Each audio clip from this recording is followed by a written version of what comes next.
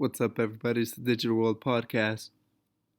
And man, oh man, let me show you this video because I think sometimes for the newcomers, they haven't seen the full story and they don't know the uh, work that is being done behind the scenes with Ripple and other financial institutions and banks. And I think it's important to know that if you've been in this space long enough, you've seen it and you're aware of it. And all this volatility and the price it doesn't mean anything, because you're aware of the fundamentals of the utility of the asset. Now, check this video out by XRP Darren. Go give him a subscribe. He has great content. And I'm going to go ahead and play this video so you can see what. And so the And this is Nathan McCauley. He's the co-founder and CEO of Anchorage.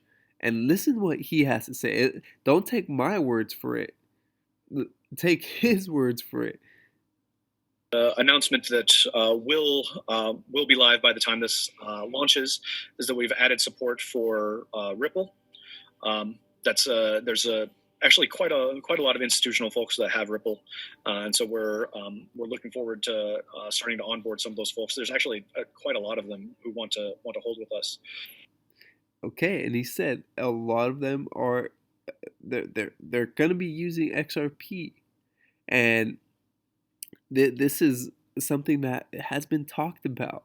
Yeah, the price doesn't reflect what the news and all the partnerships that have been happening in the background, but you best believe when that moment comes, it's gonna be by the time you realize it, it's gonna be too late. You're gonna have missed the boat.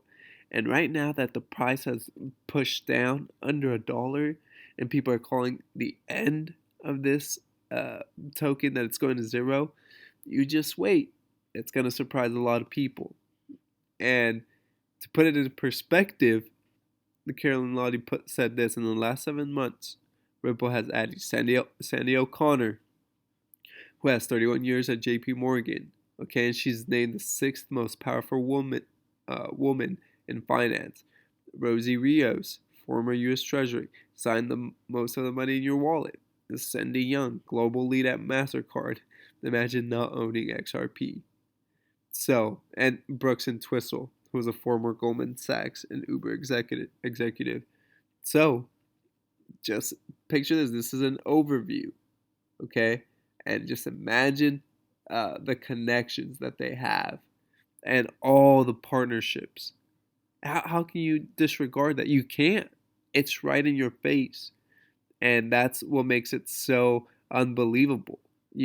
People don't believe it because it's so in your face. But the facts are the facts. You can't dispute the facts. And here is some charts from Blockchain Backer. And this is looking awful familiar from 2015. I believe that's the 20. Yeah, that's the bull run in around. Yep, leading up to 2017, I believe. So here we see the similarities, right?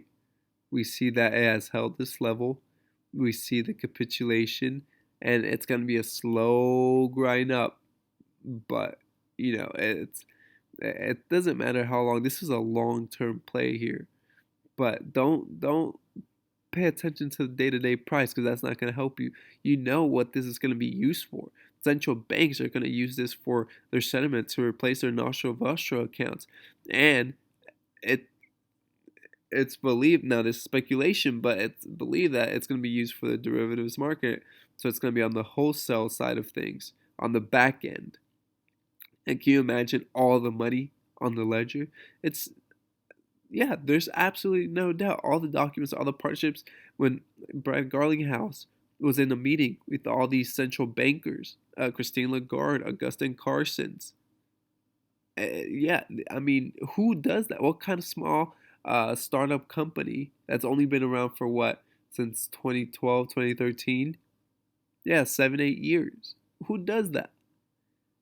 You don't do that unless you're somebody. Let me tell you that. Now, switching gears here, we're in a very interesting state in the economy. We're starting to see right now employees have leverage on these restaurants or the employers, and it's so bad that here we see Michael Arrington posted a Burger King in Pennsylvania put up a banner. They'll give you a $1,500 signing bonus for if you're a new hire. That's how desperate employers are because they're having to compete with government unemployment. But here's the thing, if these retail stores or these employers go out of business, let's say that the government stops unemployment, and now all these waves of people come back looking for a job. The job market will now have fewer jobs than it once had because these stores closed down. They went bankrupt. They couldn't keep up business. So we're headed for very painful times. And those who see it and are aware of it prepare ahead of time so that they're not blindsided by this. And this is the situation we're in. People don't realize it, but it's happening around us. It's happening around us. I don't know if you remember this when it came out. Finance leaders reached global tax deal aimed at ending profit shifting. So the group of seven nations agreed to back a new global minimum tax rate that companies would have to pay regardless of where they are based. Okay, so we heard about that a couple of weeks back. Now this is for it starts with global corporations, and but I'm getting somewhere with this. Here's Julia Chatterley talking about it. I'm going to play a short piece of this clip, not the whole thing. Meanwhile, 130 countries have agreed to overhaul the global tax system to try and stop companies avoiding taxes by shifting profits around the world. US Treasury Secretary Janet Yellen called it a historic day for economic diplomacy. Quote, she said, "We have a chance now to build a global and domestic tax system that lets American workers and businesses compete and win in the world economy." The accord still needs to be ratified by individual countries, but Germany's finance minister has already described it as a, quote, colossal progress. And he joins us now. Olaf Scholz is the finance minister and vice chancellor of Germany, and he actually joins us from Washington, D.C. Okay, and you see here 130 countries, that's the majority of the world, have agreed to overhaul global tax laws. Now, this is a major historical mark in our modern day history. And people don't realize, they brush it off as if it means nothing. But George Gammon worded it perfectly. You start with corporations, then you move to individuals. You got to boil the frog slowly. And if you don't know um, this fact about frogs, that if you put a frog in hot boiling water, it'll immediately jump out. But if you put a frog in, room temperature water and you slowly start to raise the temperature, the frog will stay in there even when it reaches boiling point, and it'll end up dying because it was boiled. That's what the whole thing behind the boil the frog slowly means. And so individuals, like I said, brush this off as if it's nothing. Oh, it just has to do with corporations. But no, you're moving from the top to the bottom. And this is what's going to happen. It's going to reach the individual. This is just a move because all the people will agree. Oh yeah, tax the corporations because they're trying to, shift to avoid paying as many taxes or paying taxes at all. And so this is something to be aware of.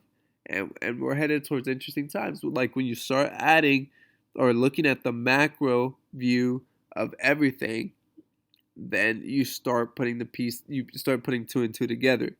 So be aware of this, and you want to be 3 steps ahead so that you're prepared. And that's why we share this information on this channel, and that's why I do this channel, to help you guys be aware of this. If you're invested accordingly and you're aware of everything that's happening, you're gonna be well prepared. I hope this episode has brought you some value. Like and subscribe. Comment below. What are your thoughts? As always, I like hearing from you. This is the Digital World Podcast, and I'll see you in the next episode.